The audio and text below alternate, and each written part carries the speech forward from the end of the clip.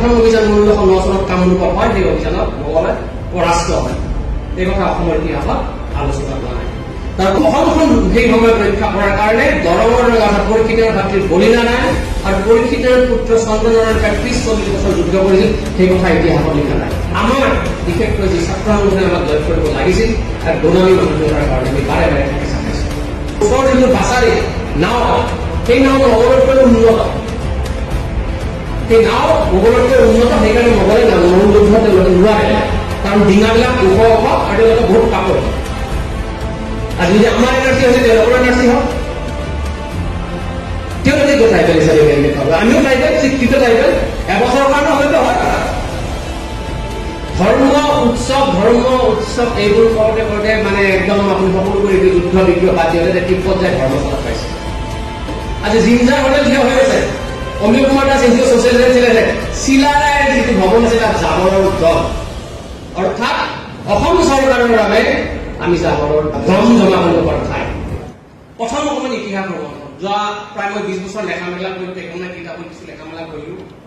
প্ৰথম অকণমান ইতিহাস চমুকৈ ক'ব লাগিব কাৰণ সময় লিমিটেড ইতিহাস ভ্ৰমণখন এইকাৰণে কৰিব লাগিব ইতিহাসৰ লগত যদি কানেক্ট কৰি লওঁ তেতিয়াহ'লে আমাৰ বৰ্তমানটো বুজা অসুবিধা কাৰণ বৰ্তমান ভৱিষ্যতত ইতিহাসত পৰিণত হ'ব 1612 খ্ৰীষ্টাব্দত মোগলে যেতিয়া বংগখন সম্পূৰ্ণভাৱে বিজয় কৰিলে দখল কৰি ল'লে মোগলৰ তেতিয়া সুবিধা হ'ল ইছলামৰ প্ৰথম কাম আছিল যেতিয়া বংগ বিজয় হৈ গ'ল কোচবিহাৰ আৰু কোচহাজোৰ অৰ্থাৎ কামৰূপ আমি দখল কৰিব লাগে গতিকে পত্ৰ প্ৰেৰণ কৰা হ'ল যে আপোনালোকে চাৰেণ্ডাৰ কৰক আৰু সাম্ৰাজ্যবাদী ঘৰত চাৰেণ্ডাৰ কৰক সেই চাৰেণ্ডাৰ পত্ৰ পোৱাৰ লগে লগে লক্ষ্মীনাৰায়ণৰ যিহেতুকে তেতিয়া পৰীক্ষিত নাৰায়ণৰ যুদ্ধ আছিল এইবিলাক মই বহলাই নকওঁ পৰীক্ষিত নাৰায়ণ লক্ষ্মীনাৰায়ণ কোনোবা জানিব লাগিব নাজানিলে আপোনালোকে পঢ়ি ল'ব তেতিয়া খুৰা আৰু হেৰিয়াৰ ভতিজা হয় তেতিয়া লক্ষ্মীনাৰায়ণে লগে লগে বৈশ্যতা স্বীকাৰ কৰে মোগলৰ আৰু পৰীক্ষিত নাৰায়ণৰ বিৰুদ্ধে যি যুদ্ধ কৰা হ'ব নালাগে কৈছে মই সহযোগ কৰিম বুলি কয় সেই যেতিয়া সেই একেখন চিঠি পৰীক্ষিত নাৰায়ণৰ ওচৰত আহি পেলাই পৰীক্ষিত নাৰায়ণে ক'লে যে মই চাৰেণ্ডাৰ নকৰো আপোনালোকৰ ওচৰত মই চাৰেণ্ডাৰ নকৰো যুদ্ধ গ্ৰহণ কৰিম সেই 1609 চনৰ কথা গতিকে পৰীক্ষিত নাৰায়ণে অহংকাৰ দেখা পায় যে সাম্ৰাজ্যবাদী শক্তি মোগলে লগে লগে তেওঁ এটা প্ৰথম অভিযান চলাই 1609 খ্ৰীষ্টাব্দত আৰু সেই অভিযানতে কিন্তু মোগল বাহিনী যেতিয়া মোগল বাহিনী হৈ থকা নাই এইটো মই এইটো এটা জোটবন্ধন বুলি কওঁ মিত্ৰ বাহিনী বুলি কয় যদি এলায়েন্স মোগল যিটো জোটবন্ধন তাত ৰাজপুত আৰু আপোনাৰ বিজিত বংগদেশৰ আফগান পাঠান আৰু বিভিন্ন হিন্দু ৰজাসকলৰ এটা বিৰাট বিশাল বাহিনী সেই মোগল বাহিনীৰ প্ৰথম অভিযান 1609 চনত কামৰূপত হয় সেই অভিযানত মোগলে পৰাস্ত হয় এই কথা অসমৰ ইতিহাসত আলোচনা হোৱা নাই তাৰ পৰৱৰ্তীতে যদি এই যে শিক্ষাৰ পৰা বিশাল আয়োজন কৰি 1612 খ্ৰীষ্টাব্দত মোগলে কামৰূপ আক্ৰমণ কৰে প্ৰথমতে কামৰূপৰ প্ৰথম আক্ৰমণ বৰ্তমান তেতিয়া বাংলাদেশৰ ৰংপুৰ এলেকাত হয় সেই এলেকাত অলপ ঢিলাকে আক্ৰমণটো প্ৰতিৰোধ কৰা হয় যদিও তাৰ পিছত পৰীক্ষিত নাৰায়ণে মোগলক প্ৰতিৰোধ কৰাৰ কাৰণে ধুবুৰীলৈকে মোগল আহি পায় ধুবুৰীত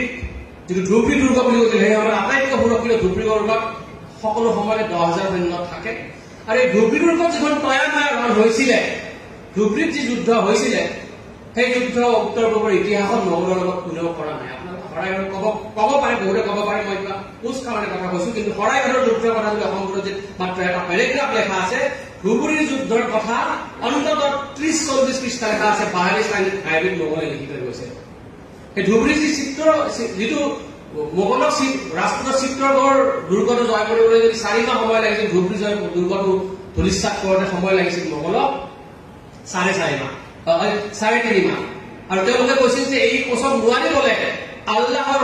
দোৱা আৰু বাদশাহৰ সৌভাগ্য এই দুটা লৈ তেওঁলোকে যুদ্ধ কৰিব লগা হৈছিল তেওঁলোকৰ নিজৰ ওপৰত ভৰসা নোহোৱা হৈছিল যে বাদশাহৰ যদি সৌভাগ্যত আছে কোচ ৰাজ্য আৰু যদি আল্লাহৰ দোৱা আছে তেনেহ'লে আমি কোচক বিজয় কৰিব পাৰিম ধুবুৰী যুদ্ধ দখল কৰাৰ পিছতো কিন্তু তাৰ পিছত সেই সময় আপোনাৰ পৰীক্ষিত নাৰায়ণে অসমৰ ৰজা প্ৰতাপ সিংহক সহায় ভিক্ষা কৰে যে আপুনি সহায় কৰক কাৰণ আজি মই অসম আৰু মোগলৰ মাজত জেওৰা হৈ আছো এইটো বাক্য আছে মই জেওৰা হৈ আছো এই জেওৰা যিদিনা ভাঙিব অৰ্থাৎ ভাষাৰ ষ্টেট হৈ আছে এই জেওৰা যিদিনা ভাঙিব সিদিনা কিন্তু আপোনাৰ গড়গাঁও হৈ ধুবুৰীৰ ঘাট হ'ব কিন্তু সেই কথা প্ৰতাপ সিংহই বিশ্বাস নকৰি ক'লে আপুনি যদি আপোনাৰ ৰাজ্যৰ আধা মোক দিয়ে তেনেহ'লে অৰ্থাৎ দক্ষিণ তেনেহ'লে সহায় কৰিম আদাৰৱাইজ আপোনালোকে জিতে যুদ্ধ কৰক মই সহায় কৰিব নোৱাৰিম অসমৰ স্বৰ্গদেউ প্ৰতাপ সিংহই সহায় নকৰিলে পটামৰ কিন্তু বলবান দি আপোনাৰ পৰীক্ষা নাৰায়ণ যুদ্ধ কৰিলে পৰীক্ষা নাৰায়ণ ধুবুৰীত আহি যিটো যুদ্ধ কৰিছিলে তেওঁৰ লগত জোৱাই আছিল ডুমৰীয়াৰ ৰজা সেই ভয়ংকৰ যুদ্ধত তেওঁলোকে মোগলক ধুবুৰীৰ পৰা ৰিকেপচাৰ কৰিছিলে অৰ্থাৎ পুনৰুদ্ধাৰ কৰিছিলে সেই কথা অসমৰ ইতিহাসত ইমান গৌৰৱজনক ইতিহাস কিন্তু অসমৰ ইতিহাসত নাই কৌশল্যই এনেদৰে আক্ৰমণ কৰিছিল যে তেওঁলোকে মোগলৰ সমগ্ৰ নৌবাহিনী ধ্বংস কৰি পেলাইছিল একমাত্ৰ তেওঁলোকে লিখিছে একমাত্ৰ সাহসী পাঠান কেইটাহে বোলে তাত টিকি থাকিব পাৰিছিল বাকী লক্ষ্মী ৰাজপুত বুলি আছিলে কেইবাজনে চব পলাই পত্ৰম দিব লগা হৈছিল সেই বিভিন্ন হেৰিৰ মাজতো ইতিহাসত লিখা পায় যে কোচ আৰু মোগলৰ লগত হাৰি পেলাই হেৰি হৈ গ'ল কিন্তু নহয় তেওঁলোকে বুজাবুজিতহে পৰীক্ষিত নাৰায়ণে তেওঁলোকৰ তাত চাৰেণ্ডাৰ কৰিছিল আৰু পৰৱৰ্তী পৰ্যায়ত যিহেতুকে ইছলাম খাৰ মৃত্যু হৈ যায় আৰু পৰৱৰ্তী পৰ্যায়ত পৰীক্ষিতৰ যি আপোনাৰ মানে প্ৰতিশ্ৰুতি যে প্ৰতিশ্ৰুতি নৰখাৰ ফলত কোচ ৰাজ্যখন সৰু সৰু টুকুৰা হৈ যায় কিন্তু ইণ্টাৰেষ্টিং কথা কি জানে সেই ইতিহাস আমাৰ আলোচনা কৰা হোৱা নাই আহোমক বেকত ৰাখি অসমখন সেই সময়ত ৰক্ষা কৰাৰ কাৰণে দৰঙৰ ৰজা পৰীক্ষিতৰ ভাতৃ বলিনাৰায়ণ আৰু পৰীক্ষিতৰ পুত্ৰ চন্দ্ৰনাৰায়ণ প্ৰায় 30-40 বছৰ যুদ্ধ কৰিছিল সেই কথা ইতিহাসত লিখা নাই সেই সময়ত অৱশ্যে স্বৰ্গদেউ প্ৰতাপ সিংহই কামৰূপ খণ্ডটো আপোনাৰ মোগলক দি দিবলৈ খুজিছিল মোগল বিষয়া ইব্ৰাহিম কুমৰী আছিল তেতিয়া ইব্ৰাহিম কুমৰী কৈছিল যে আপোনাৰ অসমখন মোগলে আক্ৰমণ নকৰে যদি আপুনি মোক কোচহাজৰ ৰজা পাতে কিন্তু তেতিয়া কৈছে আপুনি কি তেতিয়া প্ৰধান কৈছিল কোচহাজৰ ৰজা কি লাগিলে মোৰ ছোৱালী মোক আৰু আপোনাক ইমান ধন মন্দিৰত দেখা নাই কিন্তু আপুনি মোক মাত্ৰ মোগলে যাতে আক্ৰমণ নকৰে তাৰ কাৰণে এটা ব্যৱস্থা কৰক তেনেকুৱা এটা পৰিস্থিতিত অহৰহ প্ৰায় যুদ্ধ কৰি এই কামৰূপ খণ্ডটো মোগলৰ অধীন নোহোৱাকৈ আপোনাৰ কোচসকলে ৰাখিছিল আৰু যি আজি আধুনিক অসম এটা চেপ লৈছে কামৰূপ খণ্ডলৈ অসমলৈ চেপ লৈছে সেইটো হৈছে আমাৰ যি অহৰহ স্বাধীনতাৰ স্পৃহা কথাটো হৈছে মই বৰ্তমানলৈ সেই স্বাধীনতাৰ স্পৃহাটো ক'ত প্ৰত্যেকজন কোচে পৰীক্ষিত নাৰায়ণৰ মৃত্যুৰ পিছতো প্ৰত্যেকজন কোচ সৰুবৰ কোচে যিটো যুদ্ধ দিছিল নিজৰ স্বাধীনতাৰ কাৰণে 100জন মানুহলৈ যুদ্ধ দিছিল 20জন মানুহলৈ যুদ্ধ কিন্তু যুদ্ধখন দিছিলে কিন্তু সেই স্বাধীনতাৰ স্পৃহা বা সেই মানসিকতা আমাৰ আজি তাৰিখত কম আমি যদি বৰ্তমানলৈ উভতি আহোঁ আমাৰ বিশেষকৈ যি ছাত্ৰ সংগঠনে আমাক জয় কৰিব লাগিছিল আৰু গোলামী মানসিকতাৰ কাৰণে আমি বাৰে বাৰে ঠেকেচা খাইছোঁ কিন্তু প্ৰতিবাৰে আমাৰ গোটেই আবেগ অনুভূতিক আগবঢ়াই নি পেলাই চৰকাৰৰ সৈতে এনেকুৱা এটা মুভমেণ্টত তেওঁলোকে কম্প্ৰমাইজ কৰি দিয়ে যে আমি এটা একো নকৰা কথা আজি যোৱা 20 বছৰত মই যদি নিজেই চাওঁ যোৱা 2004 পৰা 2024 চাওঁ আমাৰ প্ৰাপ্তিৰ ঘৰটো কিন্তু থৈ অথচ আমি কৰি আছো আমি পানী খান্দি আছো কিন্তু আমি এঠাইত খান্দিব পৰা নাই ভাবি কাৰণে আমাৰ পানীটো বনোৱা নাই আমি খান্দি আছো প্ৰাপ্তিটো আমাৰ আজিৰ তাৰিখত আমি যিমান পাব লাগিছিল সেই প্ৰাপ্তিটো নোপোৱাৰ কাৰণটো হৈছে আমাৰ কৰবাত আমাৰ দুখটো নিজৰ আৰু মোৰ কৰবাত এটা মোৰ বিশ্বাস হয় কিবা এটা কাৰণে মোৰ বিশ্বাস হয় যে আমি যিটো অসমীয়া জাতীয়তাবাদৰ যিটো ট্ৰেকত কৰিলো অসমীয়া মোৰ জাতীয়তাৰ কোনো সমস্যা নাই কিন্তু আমি নিজৰটো বাদ দি যেতিয়া অসমীয়া জাতীয়তা কৰিবলৈ ধৰিলো তেতিয়াই কিন্তু আমাৰ এটা সাংঘাতিক ক্ষতি হ'ল কাৰণ অসমীয়া জাতীয়তাবাদটো হৈছে তেওঁলোকৰ ভাষা বৰদৈত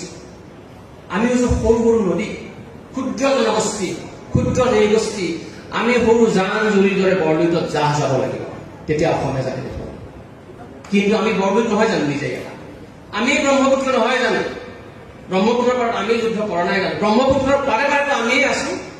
ব্ৰহ্মপুত্ৰৰ নিজা নাম আছে কোচ ভাষাত লাউতি আমি কিয় যাওঁ আমিওতো ডাঙৰ নদী আমি ষ্ট্ৰীম হয় জানো গতিকে সেই যাওঁতে আমাৰ কি হৈছে আমি যেতিয়া সেই জাতীয়তাবাদত থাকো তাতে আমি অসমীয়া মানুহখিনি থাকিব যিখিনি আপাৰ ক্লাছ হেণ্ডেল কৰে মই বেয়া ভাৱ পোৱা নাই আমি যিকোনো ইউনিভাৰ্চিটিত যিকোনো ছেক্ৰেটাৰিয়েটত যাওঁ মেইন পজিশ্যন কাৰ আছে আজি ৰিজাৰ্ভেশ্যন নালাগে বুলি কয় যিকোনো ইউনিভাৰ্চিটিত আপোনালোকে যাওক আপোনালোকৰ ইয়াৰ পৰা যিকোনো সমগ্ৰ হেড অফ দ্য ডিপাৰ্টমেণ্টৰ কেইটামান কথা বাদ দি পেলাই কৰবাত অকণমান ভিন্নতা থাকিব পাৰে মূলত কাৰ অভিন্নতা আছে অৰ্থাৎ আমি সেই মূল্যটো পোৱা নাই আমি আগবাঢ়িব পৰা নাই আপোনালোকে যদি গাড়ীত লৈ আছে আমি চাইকেলত গৈ আছো যদি আমাৰ চৰকাৰটো মাজে মাজে ফুটাই দিয়ে হা বিভিন্ন চৰকাৰী ষড়যন্ত্ৰ আমাৰ চৰকাৰটো ফুটাই দিয়া হয় তাত আমি আগুৱাব পৰা নাই গতিকে গাড়ীত গৈ থকা মানুহৰ লগত চাইকেলত গৈ থকা যাৰ চকাত পাম নাই কিন্তু তুলনা হ'ব মানুহে ৰিজাৰ্ভেশ্যন লাগিছে তাপস বৰ্মনৰ কথাটো তেওঁলোকৰ ব্যক্তিগত অভিজ্ঞতাৰ পৰা যদি জনজাতিৰ বিষয়টো বৰ ধুনীয়াকৈ বুজাই থৈ গৈছে মই এইটোৱে কওঁ যে আমি কি খাওঁ আমাক বহুত দেখা আমি এইটো নাখাওঁ কাৰণে নাপাওঁ আমি এনেকে নানাচৰ কাৰণে জনজাতি নাপাওঁ আমি এইটো ভাষা নাপাওঁ কাৰণে প্ৰশ্ন সেইটো নহয় আমি কেতিয়াই মোগলৰ সমপৰ্যায়ত যুদ্ধ কৰিছিলো যিটো কামান ইউজ কৰা হৈছে মোগলৰ সপ্তম পৰ্যায়ৰ কাৰণ আনকি মোগলে লিখি হৈছে কোচৰ যিটো বাছাৰী নাও সেই নাও মোগলতকৈ উন্নত সেই নাও মোগলতকৈ উন্নত সেইকাৰণে মোগলে নৌ যুদ্ধ তেওঁলোকে নোৱাৰে কাৰণ ডিঙাবিলাক ওখ ওখ আৰু তেওঁলোকে বহুত পাকৈত তেওঁলোকে ডিজুত থকা তেতিয়া তেওঁলোকে গুলী বাৰুদ সম্পূৰ্ণ কামান চামান ইউজ কৰে সম্পূৰ্ণ সমপৰ্যায়ৰ কামান ইউজ কৰে হয় আমি নিজকে সেইকাৰণে আমাৰ যিটো আমাৰ ৰাষ্ট্ৰ নিৰ্মাণৰ যি প্ৰক্ৰিয়াৰ মাজে গৈছে এইটো জৈন জনগোষ্ঠীয়ে নাই গতিকে মোৰ কোনো জনগোষ্ঠীৰ প্ৰতি বিক্ষোভ নাই কিন্তু কথাটো হৈছে আমাৰ ভূমিৰ অধিকাৰ ভূমিৰ অধিকাৰ তাৰে কাৰণে বিধান তাৰে কাৰণে কি ক্ৰাইটেৰিয়া কি আছে নাই নাজানো কোন জনজাতি হৈছে মই নাজানো কিন্তু মোৰ মাটিটো তেখেতে যিটো মাটিটো বেছিব নোৱাৰে পুৰা তেওঁ মানকাছৰ যিখন গাঁও আছে তাত উভতি গৈ গাঁওখন বিচাৰি পোৱা নাই তাত বেলেগ মানুহে সোমাই গৈছে অৰ্থাৎ আমি সংৰক্ষণ কৰিব পৰা নাই যদি আমি নিজে সংৰক্ষণ কৰিব পাৰিবলৈ যদি আমি নিজৰ অস্ত্ৰ তুলি ল'ব লাগিব যিটো নিশ্চয় তেতিয়া আপুনি উগ্ৰপন্থী নাম পাব চৰকাৰ দায়িত্ব আছে যে নাই আমাক ভূমিপুত্ৰ হিচাপে আমাক সুৰক্ষা দিয়াৰ তেওঁলোকে সেইটো আমাক বঞ্চিত কৰিলে বিভিন্ন মিঠা মিঠা কথা কৈ আমি মিঠা কথাত আমি নাচি বাগি থকা আমাৰ নেতাসকলে তাৰ অৰ্থাৎ আজি আমি যিখিনি ঠাইত আমি অধিকাৰ কৰিছো ইতিহাস মানে অসম কামৰূপ আৰু কামৰূপ মানে পৌঁছাটো এইখনেই অসমৰ ঐতিহাসিক বাকী আছে চব সকলো আছে কিন্তু ইতিহাসত যদি পাতে যায় আমি তাৰ কাৰণে আমাক সন্মান দিব লগা নাই আজি আমি যিটো আমাৰ এটা সংগ্ৰাম হৈছে জীয়াই থকাৰ সেই সংগ্ৰামটোক আমাক আমাৰ প্ৰাপ্য অধিকাৰ কৰি দিয়া পৰীক্ষিত নাৰায়ণ মোগলৰ বিৰুদ্ধে যুদ্ধ কৰা এটা কামান 1971 চনত আমাৰ কপিলাবাৰীৰ ফাৰ্ম মই উদ্ধাৰিছে আমাৰ ঘৰৰ পৰা প্ৰায় 10-15 কিলোমিটাৰ দূৰত তাত যুদ্ধ ফাৰ্ম এটা তাত সনাতন কোচতে মোগলৰ বিৰুদ্ধে যুদ্ধ কৰিছিলে সেই যত কপিলাবাৰীৰ ফাৰ্ম এতিয়া BTADৰ আণ্ডাৰত তাৰ কোচসকলে কিন্তু এতিয়া বড়োসকলৰ প্ৰতি কাম কৰিব লাগিব যাত মেক্সিমাম মানুহ কিন্তু 1940 চনৰ পিছত অহা মানুহ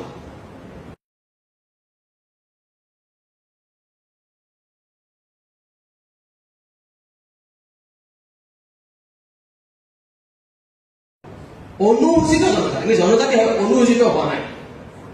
আমিতো স্বীকৃত হয় এবছৰ কাৰণে আমাৰ ভাৰতীয় সংবিধান ভুল নেকি ভাৰতীয় সংবিধানটো আমাৰ এবছৰ কাৰণে পাতিছে মাত্ৰ সেইটো গ্ৰহণযোগ্য হ'ল আমিও স্বীকৃত তাই এবছৰৰ কাৰণে হ'লেও নহয় তেতিয়া আমাৰ ভূমিৰ আমাৰ অধিকাৰ আমাক খেদিম বুলি কয় এতিয়া ক'বলৈ এৰিলে আমাক খেদিম বুলি কয় আমাৰ যিখিনি আমাৰ ভাষাৰে তেওঁলোকৰ তাৰ পুৰণি মানুহখিনিয়ে যিখিনি মদাহী মানুহ আছে যিখিনি পুৰণি মানুহ প্ৰভাৱ তেওঁলোকে যে কয় ইয়ালৈকে ভুটীয়া মানুহ আছিল কোচখিনিয়ে লাগি ভুটীয়াখিনি পাহাৰত উঠাই দিলে যুগে যদি আমি কিন্তু এই ভূমিক ৰক্ষা কৰি আছো কিন্তু এই ভূমিৰ যেতিয়া আমি ভূমিপুত্ৰ হয় আমাৰ কথাটো আমাক বিভিন্ন ধৰণে ভাষাত ঠাট্টা কৰা হয়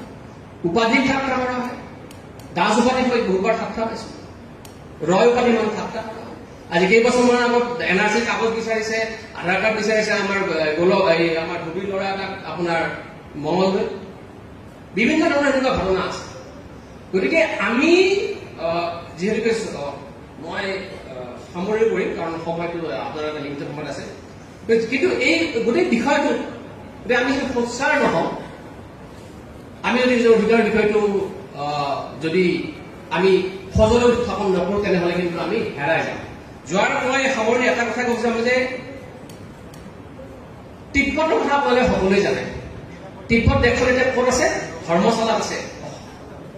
ধৰ্ম উৎসৱ এইবোৰ কৰোঁতে মানে একদম আপুনি সকলোবোৰ এইটো যুদ্ধ বিগ্ৰহ বাদ দিওঁতে তিব্বত যায় ধৰ্মশালাত পাইছে আমাৰ ভৱিষ্যত গতি কিন্তু সেইটো এতিয়া চিলাৰে ভৱনবিলাক যে বনাই আছে অলপ ডাঙৰ বনাবলৈ মই অনুৰোধ কৰোঁ কাৰণ তাতে হয়তো যে শৰণাৰ্থী আমি ঠেলা হেঁচা কৰিব লাগিব কাৰণ আজি যিটো গুৱাহাটীৰ মাজমজিয়াত চিলাৰে ভৱন আছিল তাৰে সন্মুখত জিঞ্জাৰ হোটেল আকৌ ৰকেৰী ইনষ্টিটিউট নিজে কাম কৰা চিলাৰে ভৱনটো একদম একেলগে ভাঙি দিলে আমাৰ তেতিয়া যেতিয়া দায়িত্বত আছিল যিবিলাক মানুহ ভাবক মামা কি যায় ডাঙৰ বনাই দিব গুৱাহাটীৰ মাজমজিয়াত বোলে বনাই দিব আজি জিঞ্জাৰ হোটেল দিয়া হৈ আছে অমীয় কুমাৰ দাস যিটো ছচিয়েল মিডিয়াত চলাইছে চিলাৰে যিটো ভৱন আছে তাত জাবৰৰ দল অৰ্থাৎ অসম চৰকাৰৰ বাবে আমি জাবৰৰ দম জমা কৰিব পাৰোঁ ঠাই অসম চৰকাৰৰ কাৰণে আমি জাবৰৰ দম জমা কৰিব পৰা নাই কৰবাত সাংঘাতিক প্ৰগ্ৰেছিভ হোৱাৰ পিছত প্ৰগতি হোৱাৰ পিছত মোৰ মনত কৰবাত লাগে আমাৰ প্ৰতি কৰবাত যেন বৰ্ণ হিন্দু মানুহখিনিৰো ব্যক্তিগত হোৱা নাই জেনেৰেলাইজ কেটেগৰীছে বৰ্ণ হিন্দু মানুহখিনিৰো আৰু জনজাতিখিনিৰো আমাৰ প্ৰতি কিবা এটা হিংসা ভাৱ আছে কিন্তু ইতিহাসত আমাৰ জনগোষ্ঠীয়ে কোনো জনগোষ্ঠীৰ প্ৰতি বিৰূপ মন্তব্য কৰা নাই বা এইটো জনগোষ্ঠীক আমি বুলি এইটো বুলি মাতো যেনে আমাক আহোমকে ভেটেৰী বুলি মাতে আমি আমাৰ হাৰচা বুলি গাড়ী পাতে, আমি কিন্তু একো বুলি গাড়ী পাতা শব্দ আমাৰ ইতিহাস নাই। আমাৰ কামৰূপত প্ৰচলিত আছে কুচ ভেলকা খালে চেলকা, এইটো আপাৰ কাষ্ট আছে কুচ ভেলকা খালে চেলকা কলিতাৰ ঘন ঘন ঘাটি হাজাৰ দিন হওক বামুণ কায়পন নাতি। তাৰ ভিতৰত চবতকে বুদ্ধি নোহোৱাটো কুচ ভেলকা বুলি মানে ভেলকা মাৰিছে দেখা কামৰূপৰ ভাষা। গতিকে সেই ভেলকা আমি এই ভেলকা অনাগত দিনত আপোনালোকক মই এটাই অনুৰোধ, আপোনালোকে আহিব যাব, তাৰ মাজত ব্যক্তিগত সমস্যা, ব্যক্তিগত কেৰিয়াৰ, বিবাহ আৰু আদি কৰি আপুনি হেৰাই যাব। কিন্তু তাৰ মাজত সপ্তাহত যদি এঘণ্টা জাতিটোৰ কথা ভাবি এঘণ্টা কাম কৰাৰ বাবে জাতিটো বোলে পালে আকৌ জাতিষ্কাৰ হেৰাই নাযায়। কিন্তু যদি যুঁজিবলৈ এৰাই যায়, মই কৈছো মই 1612 পৰা 1617 এটা জাতি মোগলৰ বিৰুদ্ধে যুঁজিছে, মোগল শেষ হৈ গৈছিল, আমাৰ যুদ্ধ চলি থাকিল। আমি নিজকে ভাল বুলি নকওঁ, আমাৰ বহুত লোক আছে, কিন্তু এটি কিন্তু লাগাতকে বেছি যত্ন নিজৰ মাজত আমি এনে হলে আমি এনেকা মানুহখিনি আমাৰ। কিন্তু সেইটোৰ পৰা ওলাই আহিব লাগিব। আৰু যে আমাৰ গানৰ মাজত খালি যে আপুনি দেখিছে চেলিব্ৰেশ্যন নাই, আমি চেলিব্ৰেট কৰিবলৈ একো নাই, খালি বিৰহ চাৰিয়া গেল হাৰিয়া গেল, আমাৰ গান বিলাক খালি বিৰহ, আমাৰ উৎসাহ নোহোৱা গেল জীৱনবিলাক চব বিলাক আমাৰ ডেকা ল'ৰা বিলাকো মানে এটা যিবিলাক সব ডেকা ল'ৰা ছোৱালী গান বিলাক খালি বিৰহ, মানে এটা পোৱাৰ প্ৰতি হেঁপাহটো নোহোৱা হৈ গ'ল তাৰমানে। বাকী যে লোকগীত খিনিতো মই নকওঁৱে, লোকগীত খিনিতো বিৰহ বিৰহ বিৰহ, খালি ৰাতি উঠিও মানে বিৰহ, এটা ৰাতি কেন দাগ দিলো প্ৰাণ কপিলাৰে, হা মনেৰে আকৌ নিবিয়া গৈছে জালিয়া কেনেকে, সেইটো এতিয়াও মোক মানে এতিয়াও ইমান বিৰহত গায় ল'ৰাবিলাকে। গতিকে আমাৰ পোৱাৰ হেঁপাহ নোহোৱা হৈছে, পোৱাৰ হেঁপাহটো আনক আৰু অনাগত দিনত আপোনালোকে আমাৰ জাতিটোক চেভ দিব লাগিব। ধন্যবাদ।